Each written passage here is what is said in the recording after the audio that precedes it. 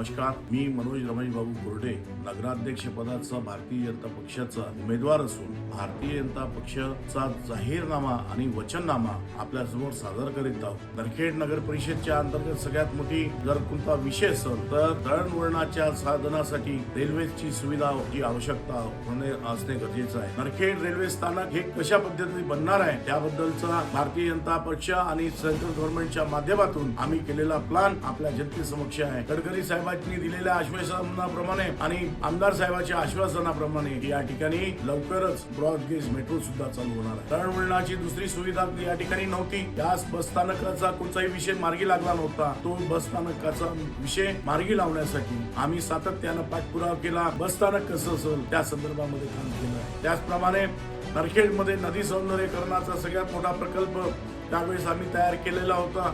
तो त्यावेळेस 74 करोड रुपयाचा होता, पण आज तो त्याचा प्रकल्पाची किंमत 110 करोड रुपये झाली आणि तो प्रकल्प कसा असणार आहे त्याबद्दलची आम्ही पूर्ण जाहीरनाम्यासोबत त्याची प्रस्तावना आपल्या समोर सादर करत आहे। नरखेड शहरामध्ये विद्यार्थ्यांकरता आज खऱ्या अर्थानं ई लायब्ररीची आवश्यकता होती। मागील काळात जी ई लायब्ररी बनवली ती ई लायब्ररी या वादाच्या भवरामध्ये विखरल्या असल्यामुळे त्या ठिकाणी सुसज्ज ई लायब्ररी बनवण्याचं आम्ही मानस करतोय। आम्ही doctor Babasaheb Ambedkar e library त्या ज्या सभागृहात होतो त्या ठिकाणी सुद्धा ई लायब्ररी आम्ही तयार करणार आहोत। त्याचा आमचा प्रकल्प तयार झालेला असून त्या ठिकाणी सुसज्ज लायब्ररी राहील, त्या ठिकाणी वातानुकूल इमारत राहील, शाळा नंबर 1 सौंदर्यीकरण करणे, नवीन तयार करणे आमच्या वचननाम्यामध्ये आम्ही प्रामुख्याने जी बाब सादर करत आहोत ती म्हणजे नरखेड नगर परिषद क्षेत्रामध्ये सीबीएसई माध्यमाची शाळा आम्ही सुरू करणार आहोत। ही आम्ही केल्याशिवाय राहणार। आठवडी बाजाराच्या संदर्भामध्ये मोठी समस्या तयार झालेली आहे। आज पुरेशी जागा नसल्याने तिथल्या शेतकऱ्यांना, भाजी विक्रेत्यांना, गावच्या नागरिकांना पूर्ण पर्याप्त जागा नसल्यामुळे नवीन या ठिकाणी चांगली जागा उपलब्ध करून आठवडी बाजार संकुल आपण तयार करणार आहोत। या ठिकाणी स्मशानभूमीचा मोठा समस्या आहे। नरखेड नगर परिषद मध्ये जी स्मशानभूमी आहे त्यामध्ये घनकचऱ्याचं व्यवस्थापन एका ठिकाणी आणून आम्ही सुसज्ज चांगली स्मशानभूमी तयार करण्यासाठी दुसरी महत्वाची समस्या या गावामध्ये पाणी पुरवठ्याची होती।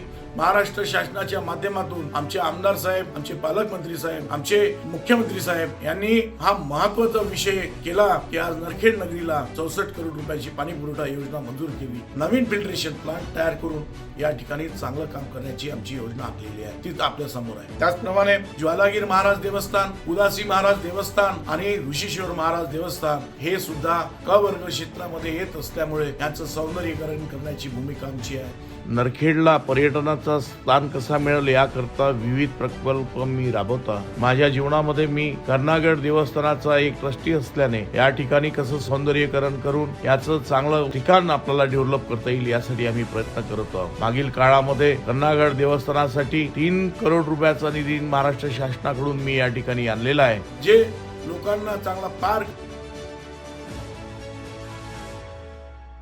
महत्वाचा भाग म्हणजे क्रीडांगणाचा विषय होता। या ठिकाणी नरखेडमध्ये आज सुविधा क्रीडांगणाचा अशी कोची आली नाही आहे, 800 मीटरचा ट्रॅक नाही आहे। निश्चितच आम्ही नवीन सिटी सर्वे करून जागा उपलब्ध करून या ठिकाणी 800 मीटरचा ट्रॅक आम्ही तयार केल्याशिवाय राहणार नाही। सोबत सुसज्ज चांगलं स्विमिंग टँक या ठिकाणी करू। या ठिकाणी गावामध्ये 2 जिम आहे, परंतु त्याचं त्या जिमचं सामान सुद्धा नाही आहे, परंतु अजून 2 ठिकाणी आम्ही प्रत्येक ठिकाणी प्रभाग क्रमांक 5 आणि प्रभाग क्रमांक 8 मध्ये दोन्हीच्या जॉईंट मध्ये एक अजून परत जिम आम्ही चालू करू। निश्चितच त्याचा सगळ्यांना फायदा मिळेल आणि त्या ठिकाणी सुसज्ज सामान सामुग्री सुद्धा आपण या ठिकाणी आणू। आम्ही या गावाच्या शेतकऱ्यांसाठी विविध योजना आहे। शेतकऱ्याच्या सगळ्या समस्या आज मोठ्या आहेत। नगर परिषद मध्ये राहणारे आमचे 80% शेतकरी आहे, परंतु शेतकऱ्याला मनरेगा सारखी योजना लागू होत नाही आणि जे कृषी विभागाच्या आणि पशुसंवर्धन विभागाच्या सर्व योजना नगर परिषदच्या माध्यमातून राबवू। रोजगार निर्मितीच्यासाठी या ठिकाणी गृहउद्योगाच्या माध्यमातून चांगला व्यवसाय, सगळ्यात महत्वाचा हॉस्पिटल या ठिकाणी उपजिल्हा रुग्णालय मंजूर करण्यासाठी मागच्या सभेमध्ये पालकमंत्री महोदयांनी कबूल केला आहे की सत्ता आल्याच्या नंतर शासन केलं जाईल। त्याचप्रमाणे नगर परिषदच्या माध्यमातून आम्ही मल्टीप्लेक्स हॉस्पिटल कसं तयार करता येईल, त्यांना विविध योजनेमधून बसून इथं एक चांगलं वैद्यकीय हॉस्पिटल तयार करण्यासाठी नगर परिषदच्या माध्यमातून पूर्ण जागा आणि बांधकाम करून आम्ही भविष्यामध्ये शेतकऱ्यासाठी, शेतमजुरासाठी जी योजना आम्ही तयार करतोय. नरखेड नगर परिषदच्या नावानं आम्ही जी योजना तयार करणार आहे ती योजना नरखेड मॉडेल म्हणून पूर्ण महाराष्ट्रात राबवली जाईल. आणि माझा जाहीरनामा, तर ह्या जाहीरनाम्यावर माननीय मुख्यमंत्री देवेंद्र फडणवीस साहेब, या ठिकाणी पालकमंत्री चंद्रशेखर बावनकुळे साहेब, आमचे आमदार चरणसिंग ठाकूर साहेब ह्या वचननाम्यासाठी कटिबद्ध आहे. आज आपल्याला कल्पना आहे मोठ्या प्रमाणात हे परिवर्तन आपल्याला करायचं आहे.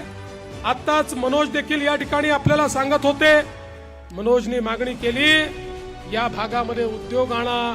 आणि उद्योग आणा म्हणताना मनोज तुम्ही असं म्हणालात की आमच्याकडे सूतगिरणी द्या. मी तुम्हाला आज सांगतो, तुम्ही पुढाकार घ्या, तुम्ही पुढाकार घ्या.